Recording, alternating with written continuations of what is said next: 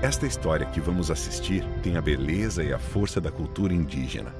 Atravessa os tempos e chega aos dias de hoje com a força de 2 séculos de muito trabalho, muita luta, muita dedicação. É a história de nossa cidade, esta Gravataí, a aldeia dos anjos, no que ela tem de graça e sensibilidade, de abnegação e de fé. Essa cruz significa muito, para quem acredita e mesmo para quem não acredita. É a cruz missioneira, mestiça, guerreira, dolorosa e com um orgulho inquebrantável. O que essa cruz tão antiga tem a ver com esta cidade industrial, moderna, quase frenética? É uma longa história. Começou 340 anos atrás, quando os portugueses fundaram a colônia do Sacramento, diante de Buenos Aires, naqueles dias propriedade espanhola. 340 anos atrás, tudo era tão novo nestas plagas que as terras recém estavam sendo demarcadas. As rivalidades e conflitos entre Portugal e Espanha vieram junto quando eles iniciaram a colonização das terras que encontraram neste lado do mar. Só que essas terras eram habitadas, tinham dono. No Rio Grande do Sul moram pessoas há 12 mil anos. No período dos descobrimentos, 1492 e 1494, que é quando todo o estado do Rio Grande do Sul fica dentro do território espanhol, através do Tratado de Tordesilhas, obviamente que o Rio Grande era completo de gente. Quem habitava estas terras era um povo simples e silencioso, integrado à natureza, vivendo dela sem a maltratar, profundamente espiritualizado. O povo da floresta, o povo Guarani. Os caingangues mais em cima, aqui na serra, seguindo inclusive adentro de Santa Catarina e do Paraná. Os guaranis em todo o território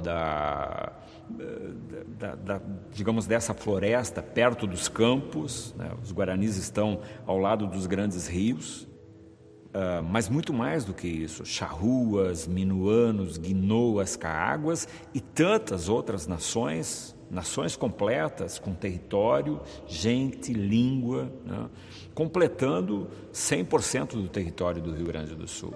Do encontro dessas duas culturas tão diferentes, nasceu nossa cidade. E desse encontro se conformou esta história que tem a beleza e a força das duas civilizações. Mas num Brasil de mestiçagens, né? Num Brasil de relações culturais entre grupos tão diferentes, essa mescla cultural vai ser das mais importantes. E ela que vai dar uma certa solidez à nossa sociedade. Porque os dois mundos que coexiste agora por iniciativa dos portugueses, é o governo português que decide a vinda dos açorianos, é o governo português que decide a vinda dos guaranis e das missões. Esses dois mundos que se encontram porque foi uma decisão real, vão ter que se socializar, se miscigenar e vão dar origem a essa maravilhosa sociedade que nós temos, que tem todas as caras possíveis e todos os nomes possíveis. Nomes de santos católicos e nomes de indígenas guaranis. O processo de colonização português e espanhol foi uma operação complexa, gigantesca e implacável. Uma das estratégias era particularmente sutil: aproveitar-se da inclinação natural do povo guarani para o religioso e o fantástico. Desencadearam então um processo de conversão dos guaranis ao cristianismo. Para isso, utilizaram a Companhia de Jesus, poderosa organização religiosa fundamentada em princípios militares, fundada pelo ex-soldado Santo Inácio de Loyola. Quando os jesuítas da Companhia de Jesus chegaram na América do Sul, o povo guarani já estava estabelecido há pelo menos 700 anos em partes dos atuais territórios do Paraguai, Argentina e Brasil. Com paciência e persuasão, os jesuítas foram fundando vilarejos, aos quais davam a denominação de missões, base e premissa de suas atividades de evangelização. Eles se auto-intitulavam missioneiros, homens que executavam missões para a glória de Deus e a riqueza dos reis de Portugal e Espanha. As missões progrediram, e muito. Só no Rio Grande do Sul foram fundados 7 povoados, que ficaram conhecidos como os 7 povos das missões.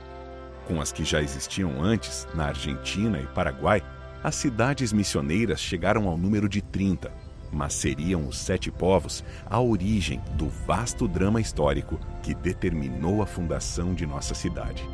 Nesse período reducional, ou seja, no período das reduções, 1750, vamos dizer assim, num período de ápice, eram 30 mil pessoas que viviam, cristãos, índios cristãos, reduzidos no Rio Grande do Sul. Ou seja, muita gente em relação ao mundo luso que se apresentava. O crescimento econômico das missões era boa novidade. Mas como não havia delimitação de fronteiras, a relação política entre Portugal e Espanha foi se tornando nervosa. Para evitar mais uma guerra, estabeleceram um tratado, o de Madrid, celebrado em 1750. O Tratado de Madrid foi o primeiro grande tratado de limites que Portugal e Espanha assinaram depois do Tratado de Tordesilhas. O Tratado de Tordesilhas é aquele tratado original que dividia as terras da América, mas que nunca tinha sido demarcado. O Tratado de Madrid foi a primeira tentativa séria de estabelecer o que era território português e espanhol. Esse tratado determinou o território de cada uma das potências e agradou aos soberanos, mas tinha uma cláusula difícil de operar. O Tratado de Madrid tinha uma cláusula muito importante. Ela previa a troca de territórios para arredondar a parte portuguesa e espanhola. Basicamente, a troca da colônia do Sacramento, que era portuguesa, pelos 7 povos das missões. Os habitantes dos 7 povos deveriam abandonar suas povoações e transferir-se para a margem ocidental do rio Uruguai. Começou então o trabalho de demarcação dos limites impostos pelo tratado. Era feito por comissões demarcadoras, formadas por técnicos especializados, engenheiros militares treinados em novas práticas cartográficas, sob o comando de Gomes Freire de Andrade. Quando Gomes Freire de Andrade decide vir para o Rio Grande pelo rio Jacuí, né, e traz consigo índios guaranis, eles praticamente preparam a fundação de 3 povoados de guaranis, que são São Nicolau, do lado da fortaleza, a tranqueira invicta de Rio Pardo, né, Nossa Senhora da Cachoeira, no Jacuí, e essa aldeia que é fundada no Rio dos Gravatás, Gravataí, em Guarani, né? E essa fundação dessas aldeias mostra uma inversão no pensamento português. Se antes eles achavam que tinham que trazer açorianos para levar para as missões, agora, terminada a Guerra Guaranítica, a ideia do Gomes Freire de Andrade é trazer guaranis para povoar o Rio Grande. À medida que avançava o trabalho de demarcação, as terras missioneiras foram sendo invadidas. Os guaranis, já desgostosos com a notícia de que teriam de abandonar suas terras, começaram um consistente movimento de resistência. Os 7 povos das missões, além dos povoados, das cidades, eram compostos pelas estâncias de criação de gado. Quando as comissões demarcadoras entram no território missioneiro, guarani missioneiro, começa a haver a resistência dos índios. E aí que o Tratado de Madrid começa a apresentar seus primeiros problemas devido à resistência dos índios, tá? Que vai levar a um conflito armado, a chamada Guerra Guaranítica. Pois agora, Espanha e Portugal uniam seus exércitos para sitiar e submeter os 7 povos. Os grandes caciques se reuniram num solene conselho, onde decidiriam seu destino. O jovem Sepete Araju deu um recado simples: esta terra tem dono. Em pouco tempo, a resistência silenciosa e firme transformou-se em confronto armado. O conflito foi chamado de Guerra Guaranítica e durou 2 anos terríveis, de 1754 a 1756. Em junho de 1756, os exércitos haviam tomado as missões, chegado aqui, para cumprir o Tratado de Madrid. Em São Lourenço e São João ficariam os agrupamentos da Espanha, comandadas por José Andonaegui e o exército português veio para Santo Ângelo. Aqui nesse local nós estamos.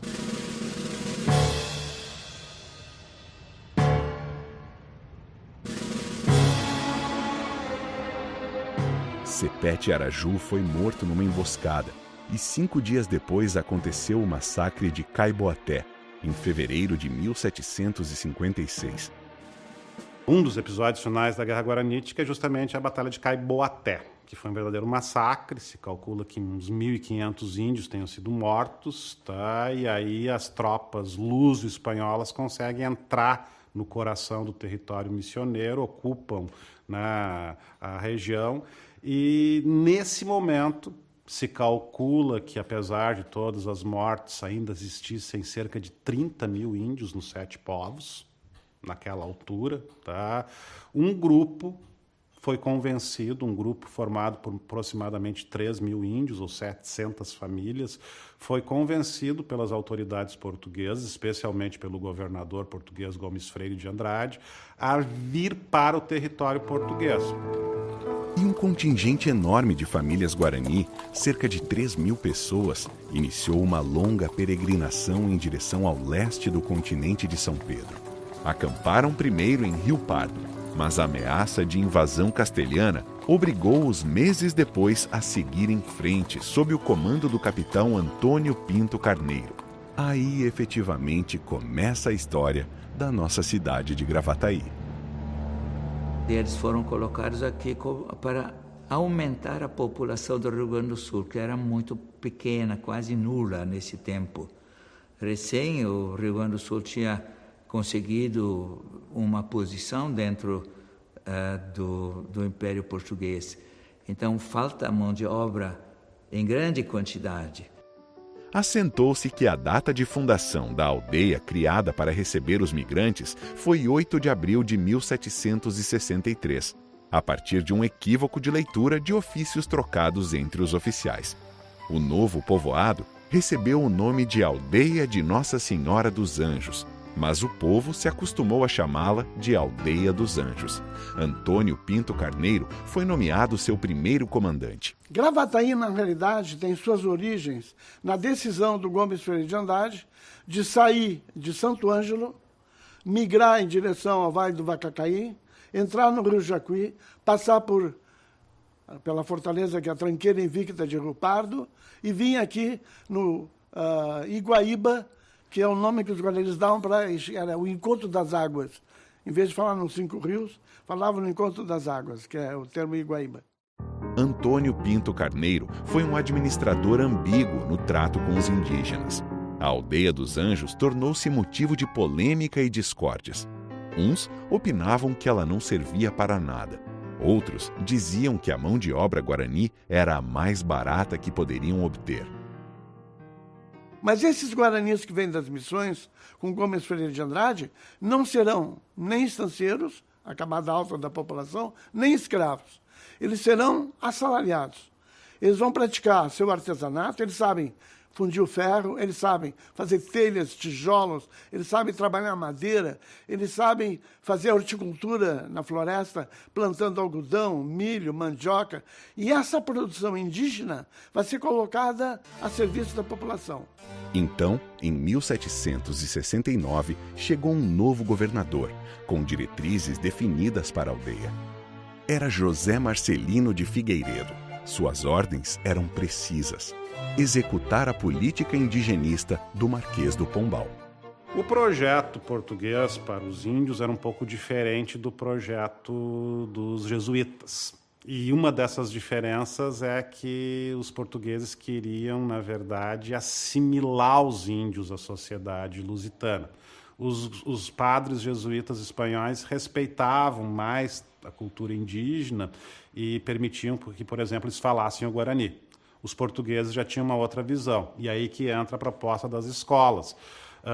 Como os adultos tinham muita resistência em aprender o português, dificuldade, a ideia era que fossem criadas escolas, tá, para meninos, tá, para crianças, onde eles fossem educados em português e pudessem falar só o português. Forma a primeira escola que ensina português para meninos no estado do Rio Grande do Sul. E, um ano depois, a Escola de Meninas, e que formava exatamente a expressão Aldeia dos Anjos. E a política do Marquês era relativamente simples: acabar com a identidade guarani. Para isso, começava com as crianças. Deviam ser criadas como portugueses.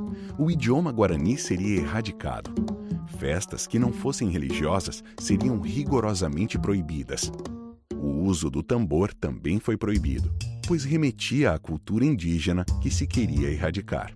A atração, a tentativa de atração desses indígenas para povoar, ocupar essa região, foi uma estratégia da coroa portuguesa, e ela estava submetida a uma diretriz institucional, digamos assim, que tem a ver com o Diretório dos Índios, um conjunto de medidas editadas pelo Marquês de Pombal para o trato com os povos indígenas. Um ano depois, o governador Marcelino realizou um censo na aldeia. Todos os moradores foram registrados com seus novos nomes portugueses, o que mostra a intenção efetiva em ocidentalizar os indígenas.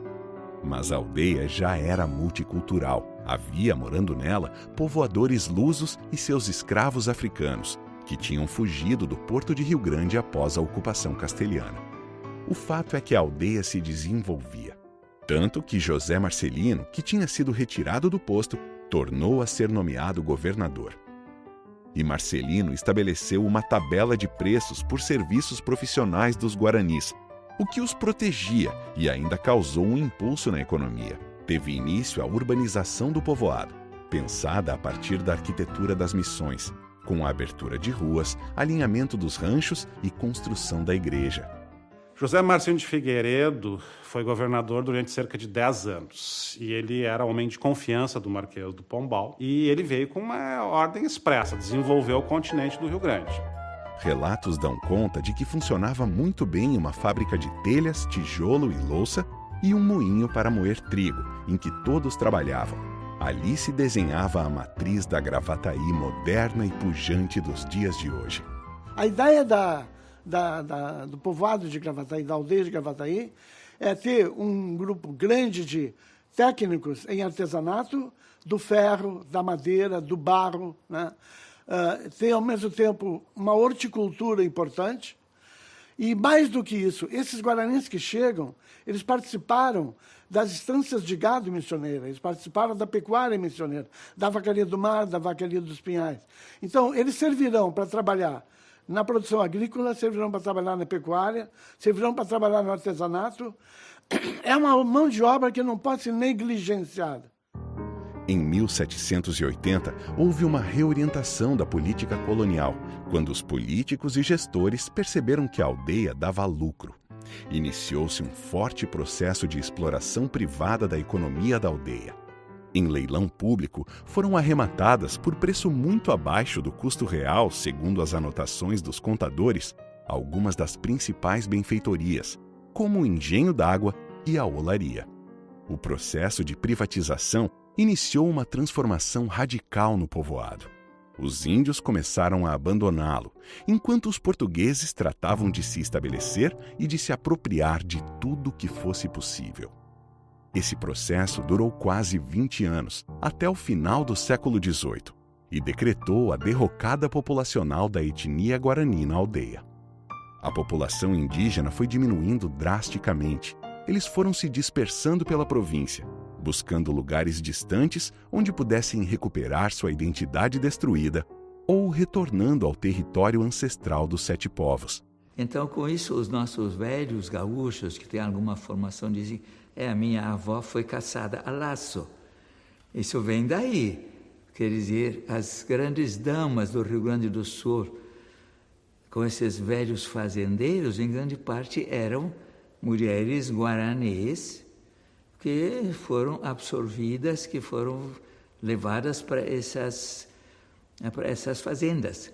Monsenhor Rubem Nais fez um trabalho sobre os casamentos dessas mulheres dessa colônia lá de Gravataí. E ele chega à conclusão que muitos desses antigos fazendeiros, grandes fazendeiros, principiantes aqui no Rio Grande do Sul, eram casados com mulheres guaranis, só que elas não aparecem. Mulher, nesse tempo, cuida da casa, não aparece para nada, é ele que vale. Para pagar as dívidas, a aldeia vendeu os prédios públicos, como escolas e fábricas, moinhos e o próprio quartel. Mas foi resistindo. Ali tinha a fibra guarani. Aos trancos e barrancos, com altos e baixos, ao longo de século e meio, a aldeia de Nossa Senhora dos Anjos foi se transformando. O latifúndio diminuiu, a indústria foi crescendo. O que eu quero dizer é que é muito importante para a formação da cabeça das pessoas do Rio Grande do Sul, do conhecimento, a história das missões. Ela está na base, hoje se define muito as raízes do Rio Grande do Sul com as missões. Eu acho que é fundamental para Gravataí recuperar esse passado indígena, ressignificar a importância desses índios, mostrar que sim, a aldeia desapareceu, ela não existe mais, mas a origem de Gravataí tem a ver com esse aldeamento que se desenvolveu, que prosperou e que foi uma estratégia importante de desenvolvimento para a ocupação do próprio território do Rio Grande do Sul. A gente tem que pensar nesse sentido. Então, a Aldeia dos Anjos, ela tem sim uma importância fundamental, não apenas para a história de Gravataí, mas para a história do Rio Grande do Sul como um todo.